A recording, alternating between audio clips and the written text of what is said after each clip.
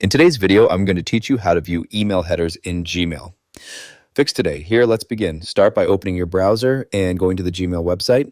Make sure you're already logged into your account so you can access your inbox. Once you're inside Gmail, open the specific email you want to inspect. This is important because headers are tied to individual messages. At the top right corner of the opened email, look for the 3 vertical dots next to the reply button. Click on those dots to open more options. From the drop-down menu, select Show Original. A new tab will open displaying the original message details. At the top, you'll see a summary section that includes authentication results like SPF, DKIM, and DMARC. These help verify whether the email is legitimate and actually sent from the claimed domain. Scroll down further to view the full header text. This section contains detailed technical information, including the routing path the email took and timestamps from different mail servers. This is especially useful if you're troubleshooting delays or checking for suspicious activity.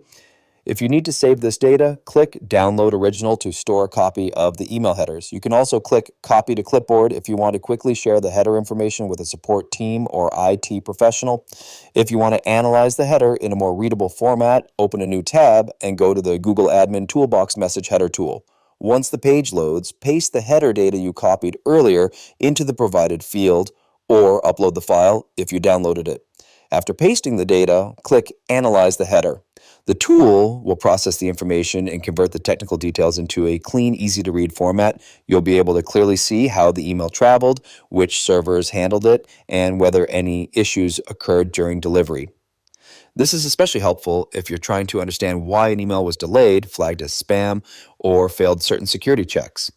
Once the analysis is complete, review the results and inspect the details as needed. That's it for this tutorial. If you have any questions or suggestions, feel free to leave a comment down below. If you'd like to see more videos like this, the subscribe button is free and helps support the channel so I can keep making helpful tutorials for you. I'll see you in the next video.